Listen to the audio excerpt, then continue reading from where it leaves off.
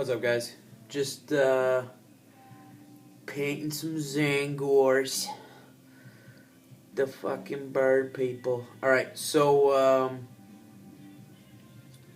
just doing this base coat in case people are curious of what I'm working on. So, welcome. This is Just Talking, where we're just gonna sit here and we're just gonna talk about our feelings, and we're gonna get nice and cozy. And today, what's on my mind? What do I feel like talking about? I just want to talk about Age of Sigmar kind of as a whole, and it's going to kind of streamline into just my general opinion. I never really played much of any tabletop game. I played a little bit of D&D in high school, tried it out. I liked it a lot, just couldn't really get the people around enough to keep it going. So we kind of gave up, and I grew up playing Yu-Gi-Oh! And some Magic and stuff like that, but mainly Yu-Gi-Oh! Was the main tabletop sort of game. That was our TCG of choice growing up, me and my friends. So played a lot of that, had a lot of fun sitting at the table. It's different than when you're playing video games. I like playing video games too, don't get me wrong. That's 75% of my channel is based on video games. So it's not that I don't like video games, but there's something different when you're sitting across the table from somebody and you have that camaraderie of playing a board game, or that's why they have all those stereotypes. Oh, you should have a game night with your family. That's that type of shit. Whatever board game you choose to play, this one just so happens to be fantasy with dragons and monsters and demons. But yeah, kind of embarrassing that people are just staring directly at me while I paint, but I don't really care. I'm just kind of base coating, so I'm not really being careful. I'm just putting blue over some zenithal out of a wet palette, if you guys would be curious. I don't really, not a whole lot of crazy technique going on here. But anyways, so, yeah, growing up, playing Yu-Gi-Oh!, the experience of playing on the table. So, I, about 2-3 years ago, started developing a tabletop board game where it's actually played on a board with squares, kind of like a checkerboard, and it actually utilizes Legos. I probably should have talked about this in my channel update or whatever video, but I can't be bothered. I'll fucking mention it somewhere else. Oh, who cares? High quality for me. Anyways, so I developed this game where you use Legos as your board pieces, and you move around, and it's very similar to, if anybody's ever played, Final Fantasy Tactics or Fire Emblem, where it's basically like that in board game form, which I really like. And, yeah, there's customization, which maybe I'll do some videos about that and just put them up here just so people are kind of... But I'm actually developing rules right now. It's in, its third iteration since I started it, because I realized I'm not trying to make money off of it, but I am trying to get more people to play it and realize that there's more to life than just playing online with people, which kind of sounds hypocritical because, like I said, 75% of my channel is about video games, but I really do think that if you hang out with your friends and you've got however many hours you have, it might be worth dedicating some of those hours every week to playing some cards, playing a board game, picking up any number of things, playing some whether it's poker or Yu-Gi-Oh! Or Magic or whatever. I definitely recommend it. But so what happened, what got me to Age of Sigmar, so I'm developing this Lego game, and I'm actually doing research, kind of just, trying to come up with a new faction. Which I really do need to do a video. I will do a video. Verbal contract here right now. I'm doing a video about my Lego game. It doesn't have a name because Like, that's the least important part. Is giving it a name. It's more about playing it. So we just call it the Lego game. God, that's hard to get in here. Fucking. Yeah, I just kind of do my base coating with this shitty brush because I just kind of jab it around because it's. I mean, my paint's pretty thin right now. So I just kind of jab it around to get it all up in there, into the little cracks and crevices, so I don't want to use a nice brush to do that. Get it all fucked up. Getting some paint below the belly, that's not a good time. But, so yeah, I was doing research for a Lego game. I was trying to come up with, I need some armor or this or that. I don't remember exactly what I was looking, but I ended up stumbling upon the Vampire Knights, the Blood Knights, who are now in Soul Blight, and it was right during end times, during the it was like April of like 15, so right before the big fucking explosion where everybody lost their mind because they destroyed our lore. No, they didn't destroy your lore. They destroyed the world with a cataclysmic event, and fucking thousands of years went by, and now we're in the next book in the series. Get over it. Alright, there's my rant. Anyways, so I ended up coming across and I discovered this whole new world and followed it over the next 6 months, watching all kinds of videos and just really intrigued by these models. But I'm like, God, that fucking price, there's no way. Like, there's no way in hell. And then in January of 16, the Start Collecting boxes came out, and the Seraphon were my favorite up to that point, and they still are. Because they're a bunch of dinosaurs. Like, who doesn't love that? I grew up watching Power Rangers, for fuck's sakes. You can't just put a bunch of giant dinosaurs and not expect me to get a little excited, if you know what I mean. The possibilities that they offer with just, you can have monsters, you can have an infantry horde list, you can have magic, you can have... The only thing they're fucking missing is that new updated battle tome. What the hell? Why do my Crocs not get the royal treatment? This is bullshit.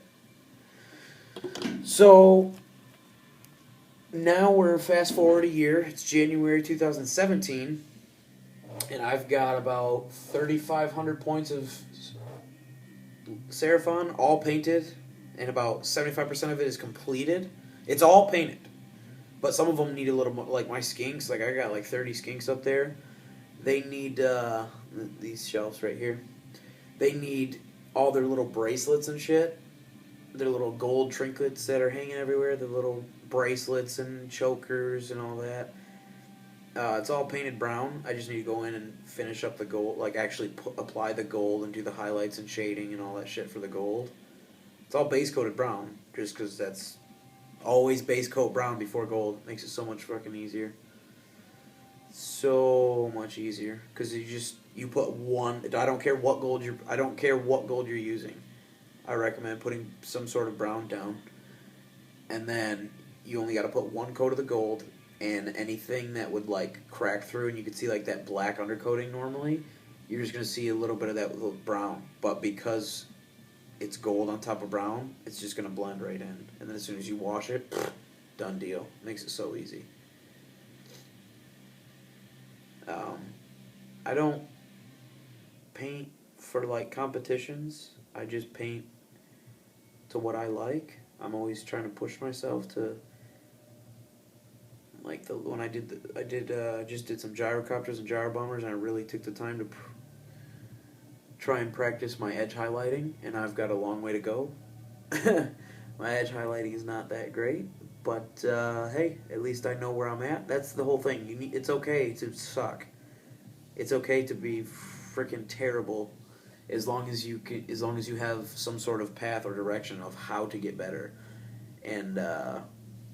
I don't know if I can, like, leave a link or whatever, but I'll try. I'm part of this community on Google Plus called the PNP. And everybody's super uplifting. And it's really easy to get good advice on anything from rules to list building to aesthetics. It's mainly about painting, but you can definitely find people that are willing to talk to you about rules and theory crafting, about list building. And that's what I want to do. I want to get to the point where like I have enough friends in like my online community to where I can just get on like Google Hangouts or whatever the hell and just talk with people. Just like an hour or two and just sit there and bounce my ideas off other people who play Warhammer. Cause okay, so I'm all over the place. I'm ADHD as a motherfucker, so I'm gonna try to stay on track. So I told you all that. Basically, I don't play Warhammer with anybody outside of my group of friends. Like, there's not a game store. Like, the closest game store is in Ann Arbor, which I live in Grand Rapids, so that's like a 2-hour drive. Yeah, no thanks. My friends are absolutely willing to play. Like, that's not a problem. They like it a lot. They like playing. Like I said, we grew up playing like Yu-Gi-Oh and stuff. We love playing tabletop stuff. So that's not an issue. It's just the fact that none of my friends have the time or desire to put into modeling and painting the hobby side of Age of Sigmar. Well, then how do you guys play, Justin? Well, they use all of Justin's models. So that's why it took me a good 6 months before I actually played my first Age of Sigmar game, because it was my models, and I was brand new to it, and yeah, it was just a little bit of a rough start. But now I've got 35-ish 100 points of Seraphon. So this is what I'm doing. This is what I'm just painting them blue. Just slapping the zenithal highlight, painted them black, 90-degree angle with a white spray can. Super easy. You can do it. And then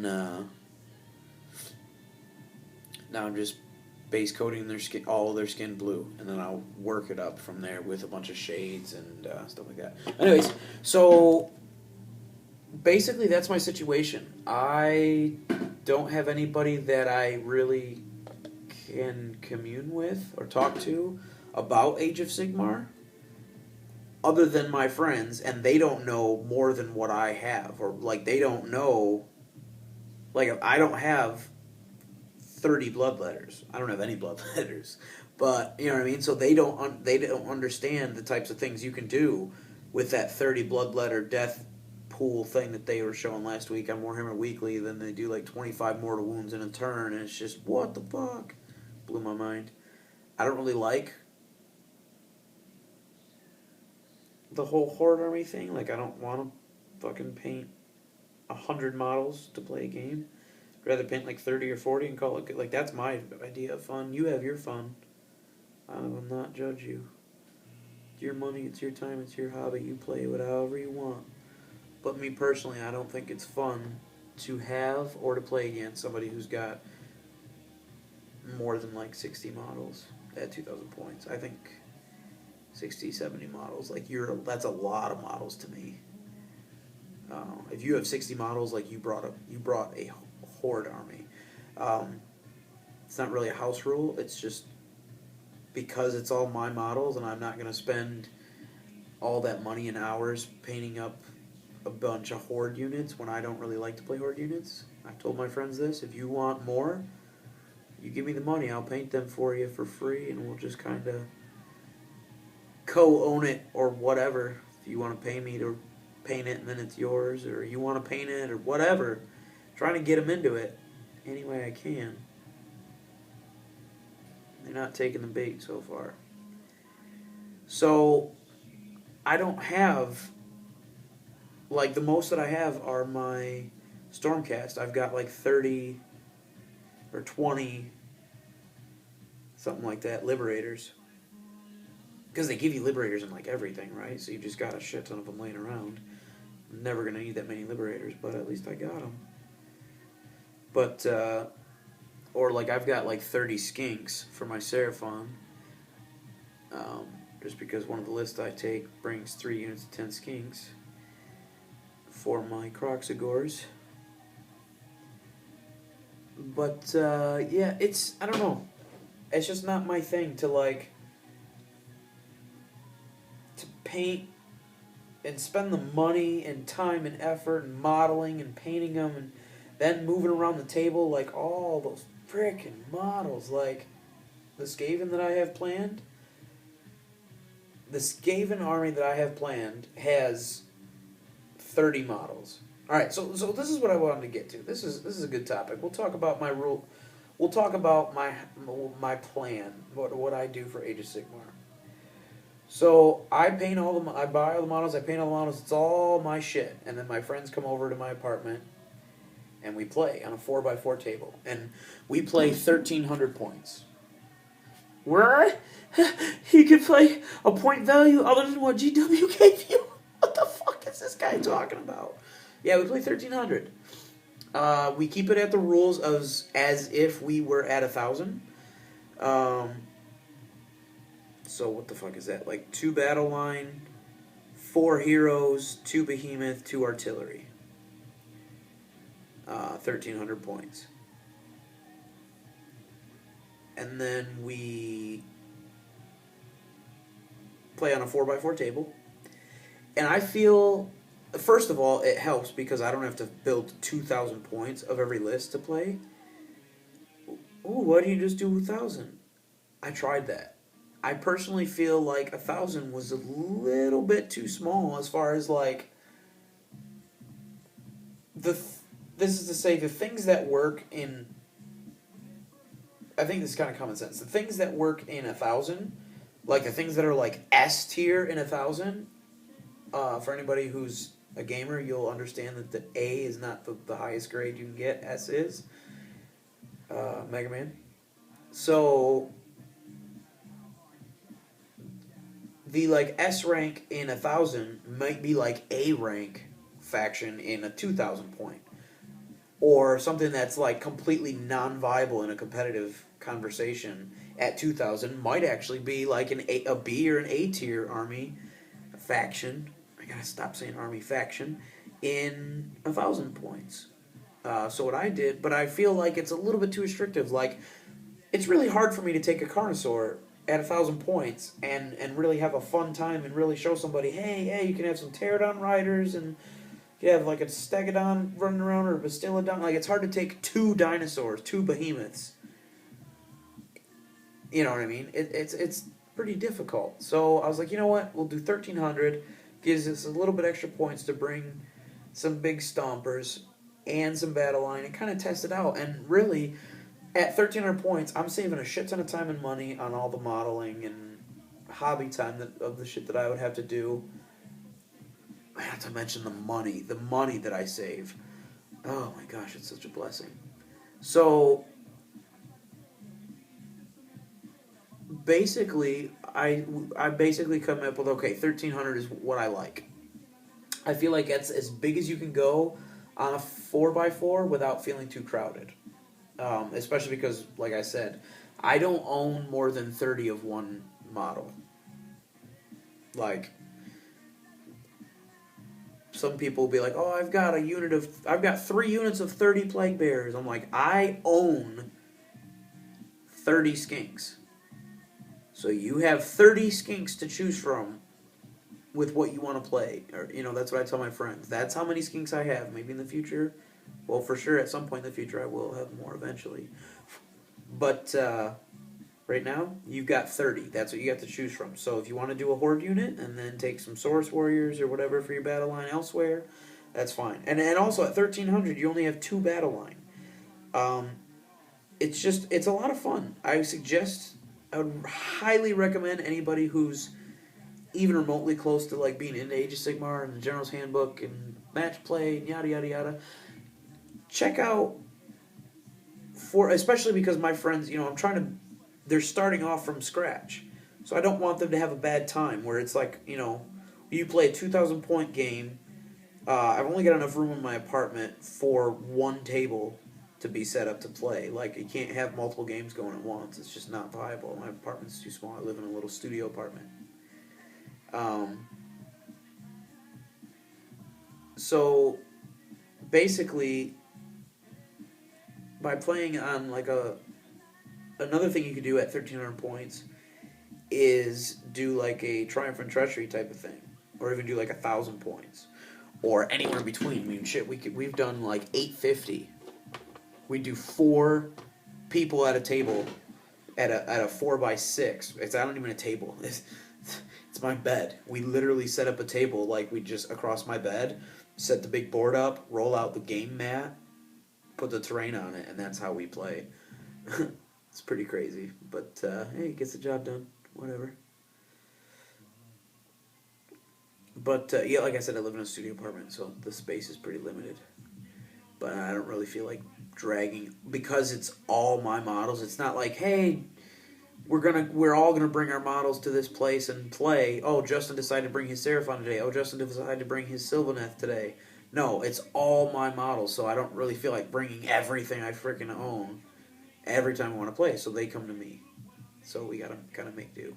But I've put up all these shelves and made a lot of good use out of the space, I think. So that's my story. That's what I do. That's how I play AOS. So if anybody ever wants to have a group hangout and talk and just kind of go over theories or whatever, list building, all kinds, anywhere in between, please hit me up. I am down. Anytime that I'm free, I am down. So moving on from this point, if I'm talking about Age of Sigmar, I'll try to refer to like what game size I'm talking about. But if I do mention 1300 and somebody, what the fuck is that? Just pointing back to this part of the video, and that's basically all there is to it. That's what we play. Yeah, and I feel like I get a good feel for what the 2000 point will feel like at 1300. Like, because let's face it, the bulk of your army's there. You just need a couple more units to fill out those extra points and fill up the rest of the space on the table, right?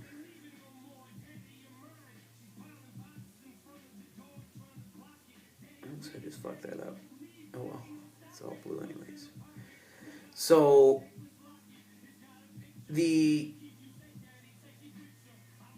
competitive nature of Age of Sigmar is kind of daunting. Maybe daunting is not the right word. It's deceptive. Because on paper it looks like, the fuck is that, man? You're just going to stand around a table, you move forward, you attack, and I move forward, and then I attack, and then we try to get the objective. Okay, it's kind of cool, but I miss my game in 8th edition. Get the fuck out of here. Your game's dead. Sorry. You don't want to play Age Sigmar? That's fine. Don't shit on my game. You miss 8th edition? Go play 9th Age. It's an amazing game. Go play that. Don't bitch. And don't cause trouble. I fucking hate people like that who just go to shit on everything else just because you're feeling like a spoiled brat.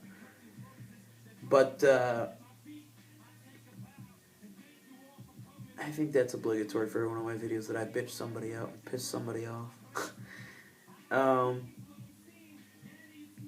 I really enjoy the fact that also at 1300 points, the game only lasts about an hour and a half for two people, especially if you've played your army at least once.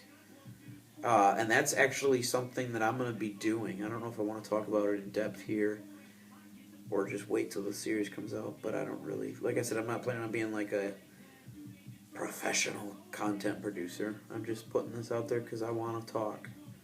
I'm lonely, and I'd like to talk to somebody. No, I just want to get my thoughts out there. That's really all it is. I don't care about anything else. I want to start discussions, and if anybody wants a discussion with me, please hit me up. The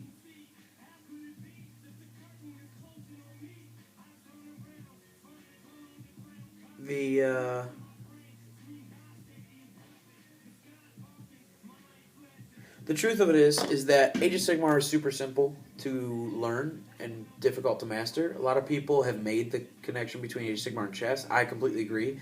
I feel like 75% of the tactical challenge of Age of Sigmar is in the movement phase, or in the movement in general, like mobility.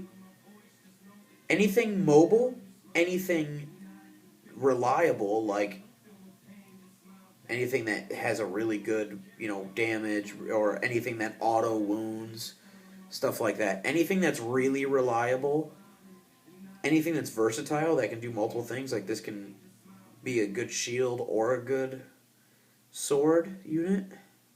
People call them hammer and anvil. I call them sword and shield. You'll get used to it. That's what I call it.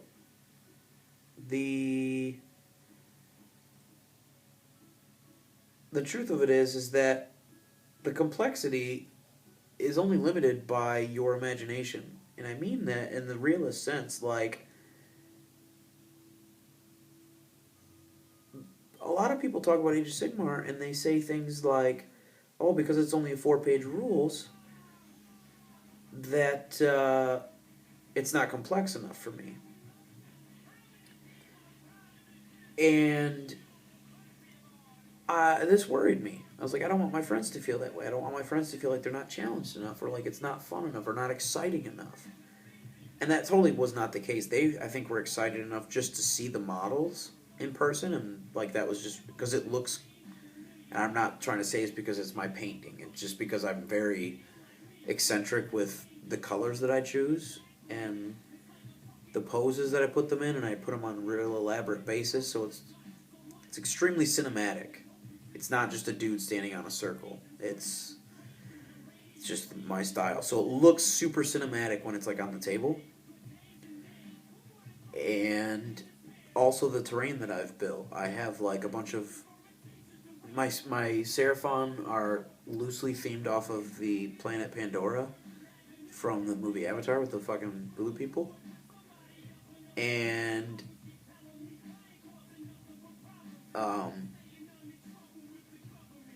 so the board that I created, or like the terrain that some of the terrain I created, and in the process of creating, are floating islands, because that's freaking awesome. Who wouldn't want to do that? And I mean like big floating islands. I've got one piece that's 2 feet in diameter, and it's over a foot off the table. So it's just one giant platform. So you can easily fit, a good number of models up there, and it does not, for us, in, my home rules or whatever, it does not count just standing on top of that big giant island as being in cover, because there's actually like terrain features on top of it sometimes, and then that would give you cover. And then you put objectives up there, and now all of a sudden because I like flyers. I really think that flying units in Age of Sigmar are super OP, or not OP, but super valuable. And I feel like they're underrated. Like, I don't think that people value them as much as they should. That's just my personal playstyle. It's my personal opinion. So, any army that has some flyers, believe you me, I've got at least a couple of units for people to choose from. Because especially with the boards that I create, there's a lot of elevation and stuff. So I try to give people opportunity to be mobile. It's actually the one thing I need to buy more of. I need to go spend like $200 more on my Seraphon just to make sure that I have pretty much everything I'll ever need. The only thing I'm missing are the only thing missing in my Seraphon right now are some more Ripperdactyls. I actually don't have any Croxagore at the moment. Like, I've got a list ready to use them, but I hate the GW models, and I tried to get some off of this dude that made just the most fucking epic sculpt I've ever fucking seen. These things are wicked brutal. Like, these things stand eye to eye with a Carnosaur. They're fucking huge. Like, they would go on, like, I would assume, like an 80 mil or the 100 mil round. These things are massive. But they're so badass. But it's like a huge waiting list, so I don't know when and if I'm ever going to get them. So I think in the meantime I have to do my own conversion. So what I'm going to do is I'm going to take the GW Croxagore, not Carnosaur, Croxagore. Croxagore is what I'm talking about, the Crocs. The 3 bastards with the one with the moon hammer. The Crocs are going to be the regular Croxagores, and I'm going to buy the Dark Elf cold ones, like the Dark Elf Raptors, and cut their tail and their heads off and just chop them the hell up and replace a bunch of their bits with the Croxagore. So use the Croxagore's body and then kind of replace what bits I feel like need replacing with the Cold One Knight. So imagine a Cold One Knight Croxagore. That's basically what I'm going for. It's the easiest way to describe it. And I think they're going to look pretty okay. They're going to look a lot better than what the fucking GW ones look like. And I'm sick of not having Tzaangors because they were and still are one of my favorite units in the army, in the faction. And it really bums me out that I don't have any yet, but those models are just absolutely atrocious. And I've been waiting. The reason I haven't done it for the past year, I've been waiting to see maybe if I get on this. The dude's name is Woogity. He's on the Lustria online forums. And I've seen people like in the PMP. This guy the other day posted it. I'm like, what the fuck? I'm so jealous. Like, it looked, he did a great job with it. I'm not trying to say that the dude's a bad guy, but I'm fucking jealous. I want those models. I've been on that list for 7-8 months and haven't heard anything, no follow-up. So, I understand. I mean, it's probably a big daunting task. But the dude created some, world-class sculpts. These are fucking beautiful. Like, just mind-blowing. And then he created them and was just like, yeah, it's just a side hobby. Like, bullshit. Get the fuck out of here. And then guys, you gotta realize I'm not trying to start a business. But it's like, dude, I don't know. If it were me, like, you got all these people willing to throw $60-$70 a pop on these, or for a unit or whatever, and I don't know all the work or whatever that goes into it, but it seems like it's pretty profitable. It seems like there's a lot of people interested. Lots of people interested. So I would imagine he'd make a pretty decent chunk of money. I can't imagine that he wouldn't want that, but hey, to each his own, I guess. Is that all of them? Oh, okay, base coated them all. Alrighty. Yeah, just like super quick. And like it's already almost dry. I did some kit bashing in the. This is the kit from 40k of the Tzaangors, and then I just didn't build them with 40k. I just built them with Age of Sigmar rules. The January book, The Disciples of Tzeentch, actually isn't out yet. It doesn't go on pre-order till like I think this week. So I'm just kind of, because based on what it looked like in the kit, because they gave so many shields and swords and all these options, I'm assuming that the whole thing of them being units of 6 is out the door because they come in a box of 10. So I'm assuming that's what they're going to give us. Is a war scroll. They told us that there's going to be a lot of things that are going to be updated war scrolls. So like the 8 acolytes, we do know that the box of acolytes, the Kyric acolytes, the box set that's going to be coming out with this Disciples of Tzeentch release is actually going to be 20 acolytes. So it's going to be like a box of Blood Reavers. So basically it's just Blood Reavers. And then apparently these are going to be reboxed same like 40k in boxes of 10. But basically they came with enough to do a full unit of 10 with great weapons, a full unit of 10 with dual weapons, a full unit of 10 with hand weapon and shield. Those are the options, and those are the Age of Sigmar options that were in the 40k box. And then there was Musician.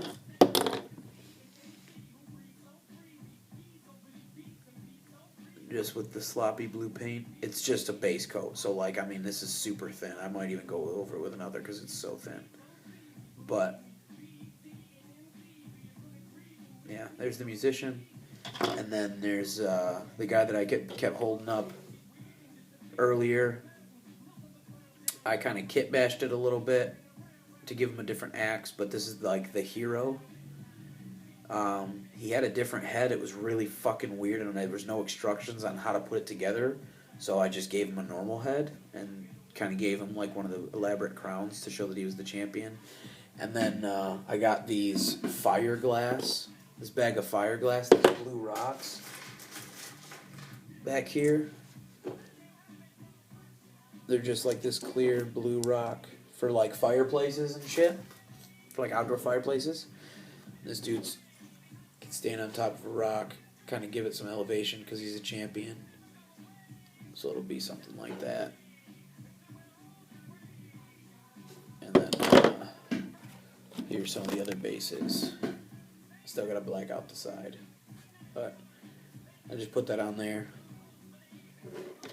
Put put a guy right there. You know, he just kind of,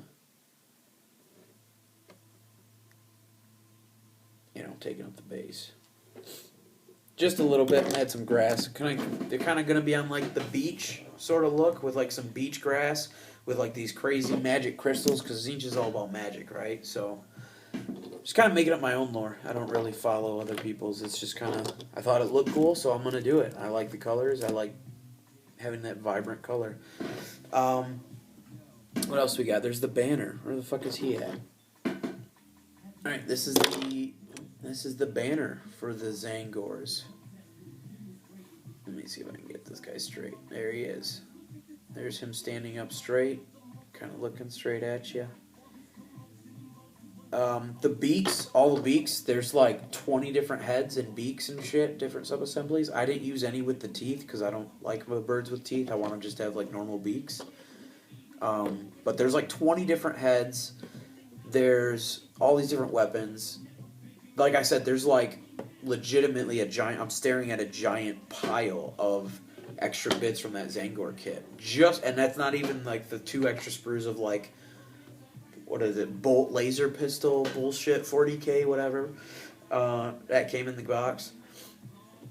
So these guys either had 2 axes, like Tzeentch, like these magic axes that they've got. They either had dual axes, or they have like this wicked sword, or they've got a couple different swords, like there's multiple different sculpts. But it's either like this hooked sword, or it's the axe. Well, I didn't want all of my guys to have swords, so I cut up some of them to have axes and shields. It's still a hand weapon and shield. There's one there. There's another guy. I really like that guy. But yeah, he's got the axe. Like the, you know, so. I painted the inside of the shield blue too. Don't really know what I'm going to do yet. I think I'm just going to kind of keep it really dark blue on the inside of the shield, and then the outside of the shield's going to be, where the fuck is my color? Indian turquoise, or some Bahama blue, some like super bright blue, turquoise blue, or some darker turquoise blue. I got some stuff like that I can use. So like their armor is still going to look like the Tzeentch armor on the box. Like the way that their armor is done for GW with the gold outline and the bronze copper colors, and the trim is the gold, and then the inside is that like lightning blue. That's still going to be the same for me, but their skin's going to be different. Their feathers are going to be different. Their skin's going to be blue up top, and then purple as it gets to the bottom. Kind of like how they do on the box, but mine's going to be a lot more vibrant. And then the beaks are going to be like yellow, like fire yellow, the beaks and the talons, all their claws. Their weapons are going to be silver, gold, anything like magic or fire or crystals or jewels, gems, anything is going to be this like crazy green, this super bright green, or these. So it's going to have a lot of that really vibrant punch of that like scorpion green and the blues, and then all their feathers are going to be like magenta, fuchsia color, darkened with like some caribou crimson and shit like that. Obviously, it's going to look a little bit more purple than pink. And then the blades of the weapons are going to be silver, and they're going to be washed over with a mixture that I developed to give it kind of like a magical glow. And it's going to be a mixture of, so it's going to be the silver, and it's going to be a mixture of Lamia medium, Colia green shade, and Druchii violet. So it's going to be like equal parts, all 3 of those. So it's going to be pretty thin, and wash over all the blades with that. So it's going to have like that purple, pink, metallic sheen to it. It looks sick. I tried it on like a little piece of sprue. I don't have it around me, otherwise I'd show you. But it looks sick as fuck. It makes it look like a magic blade, but it still looks like steel. It still looks like metal. It just looks kind of like it's like imbued with magic powers, or maybe a little, not really glowing. It doesn't look glowing. It just looks magical. I don't know how else to describe it. I don't know what color I'm going to do his banner. Maybe I'll do it purple, like what's going to be down by his feet to kind of tie it in. or maybe I'll do the light blue that's going to be in the armor, because like this guy has just the steel mesh, so he's not going to have a whole lot of that blue, so maybe I'll put that in his banner. But then you got to think about all the banners throughout the whole army need to kind of be that color, right? Because I like my armies to be uniform. That's what I like. I like you see all these Tzaangors down here. There's 10 Tzaangors there. They're all going to look the same. Like, they're all going to look like they're the same species from the same clan or from the same flock, whatever. It's not going to look like 100 different hill tribes, gang together. I want it to look like... I like the elite armies, like the Skaven army that I have planned. And maybe I'll do another video talking about all my hobby plans. But like the Skaven army, for instance, that I have planned is... It's got about, at 1,300 points, it's got like 50 models. So it's got a lot of models. But my battle line are 2 units of 10 clan rats, and then I've got a unit of 10 storm vermin, and then some storm fiends, some acolytes, some gutter runners. Basically just a Swiss Army knife. Literally just a Skaven Swiss Army knife. And I think that's the way Skaven are supposed to work. And then think of Bone Ripper, because I think those flamethrowers are so badass, and he's just a strong general to have in the first place. So that's going to be my Skaven. It's going to be like the elite Skaven. So yeah, I think I'm going to log off here just because it's 4:30 in the morning and I should probably go to bed. But hopefully you guys like this video. Give it a thumbs up, I guess, if you liked it, or comment, or if you want to do a talk or whatever, like video response, do that, whatever. Either way, I'm gonna log off. I'm gonna see you guys on the next Just Talking.